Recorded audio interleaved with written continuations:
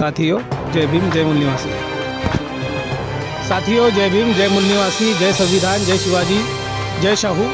आज हम आए हैं नागपुर के जयताड़ा में, जहां पर हम देख रहे हैं कि बहुजन मुक्ति पार्टी की ओर से माननीय वामन मेश्राम साहब का संकल्प दिन के तौर पर जन्मदिन मनाया जा रहा है और बहुजन मुक्ति पार्टी के बहुत सारे सदस्य यहाँ पर उपस्थित है और उनसे हम जानना चाहेंगे कि आज वो माननीय वामन मेश्राम साहब का संकल्प दिन के नाम पर जो जन्मोत्सव मना रहे हैं उसके पीछे क्या मकसद है। तो सबसे पहले सर आपका परिचय दीजिए।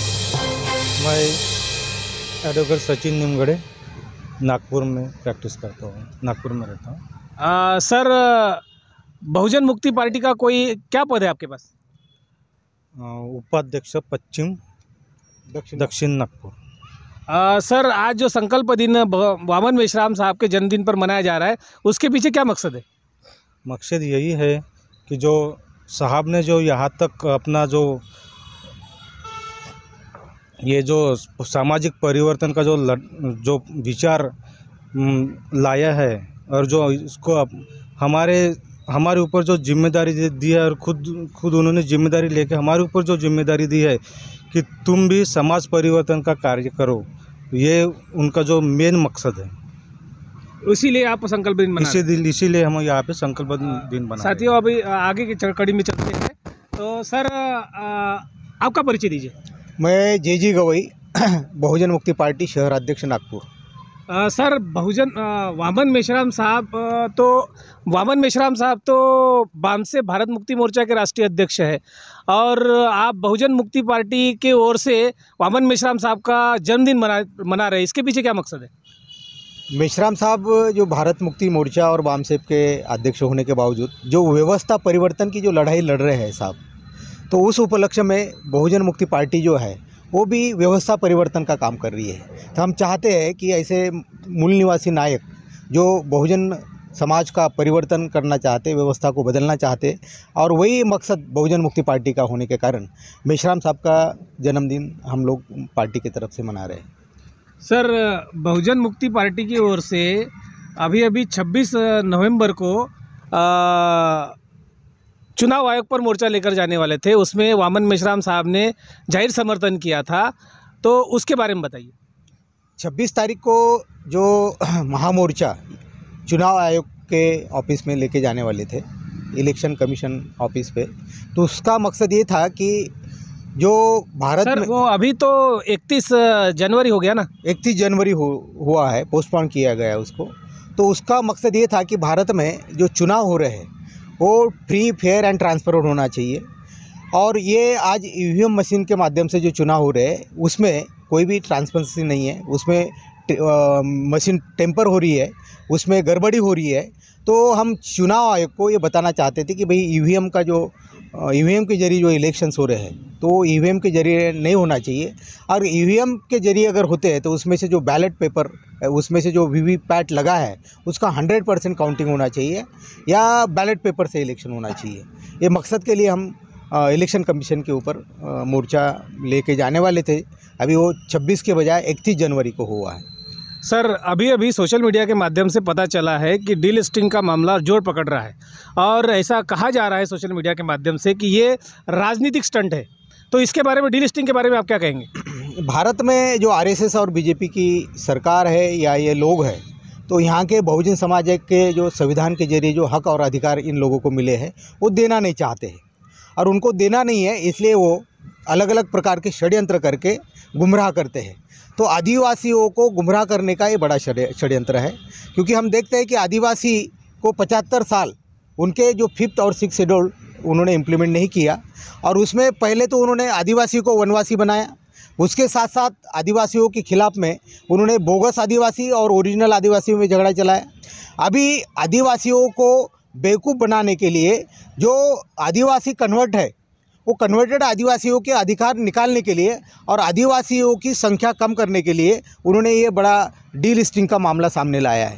हालांकि सुप्रीम कोर्ट के निकाल है कि भी अगर आदिवासी कन्वर्ट भी होता है तो उसके जो रिजर्वेशन के अधिकार है वो नहीं जाएंगे। इसके खिलाफ में ये RSS वाले उनका जो ट्राइब का एक संगठन बनाया है उसके जरिए गुमराह कर रहे हैं आदिवासियों को। सर आगे में हम अगली कड़ी में आते हैं। सर आपका परिचय दीजिए। मेरा नाम अंबादास लोखंडे है।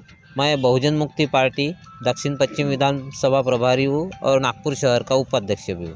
सर अभी जो खास तौर से आप संकल्प दिन मना रहे हैं वामन मेश्राम साहब का, तो इसके पीछे क्या मकसद है? सबसे पहले तो मैं आपके YouTube चैनल का मैं धन्यवाद व्यक्त करता हूँ कि आज के दिन हमें आपको सोशल मीडिया के माध्यम से मान्यवर वामन मेश्राम साहब का जो संकल्प दिन सारे देश भर में हम लोग मना रहे बहुजन मुक्ति पार्टी की तरफ से।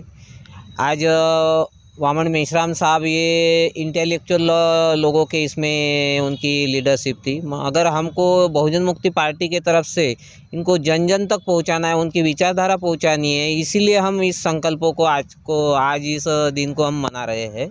सर लेकिन वामन मेश्राम साहब बहुजन मुक्ति पार्टी के सदस्य भी नहीं है, ऐसे सोशल मीडिया में वो जोर शोर से कहते हैं। तो आप बहुजन मुक्ति पार्टी की ओर से वामन मेश्राम साहब का जन्मदिन क्यों मना रहे हैं?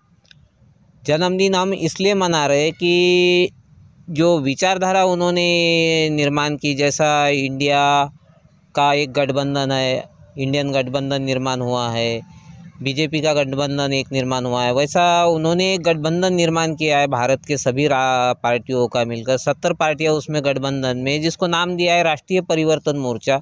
हम परिवर्तन लाना चाहते देश में और परिवर्तन पार्टी के वजह से इस देश में निर्माण होगा, ऐसा मुझे लगता है। सर आपका परिचय दीजिए। मेरा नाम धर्मेंद्र महेश्कर है। सर आप ये जो आज वामन मेश्राम साहब का जन्मदिन है, इस संकल्प दिन में आप क्यों शामिल हुए? जो फुले शाह अम्बेडकर की जो विचारधारा जो कांचीराम साहब सामने लेके जा रहे थे, अभी फ़िलहाल में वो नहीं है, तो उन्हीं की विचारधारा मेश्राम साहब सामने लेके जा रहे हैं। और हमको ये जो विदेशी बामनों का जो इस देश में शासन है, इसको हमको मूल निवासी का शासन मतलब लाना है। इसीलिए मैं वामन मेश्राम साहब के संकल्प दिन में शामिल हुआ हूँ। जय भीम। सर आपका परिचय दीजिए। मेरा नाम श्रीधर तागड़े, बीएमपी कोषाध्यक्ष नागपुर शहर। सर आज आप बहुजन मुक्ति पार्टी की ओर से जो वामन मेश्राम साहब का जन्मदिन मनाया जा रहा है, उस संकल्प दिन में आप क्यों शामिल हुए? इसलिए शामिल हुए कि वाली जैसी सेना रहती है और उस तरह की ये बहुजन मुक्ति पार्टी है, इसलिए कि हम लोग मैदान में आके बहुजनों के लिए लड़ सकते हैं। इसलिए हम इस सम्मेलन में या संकल्प दिन में शामिल हुए हैं।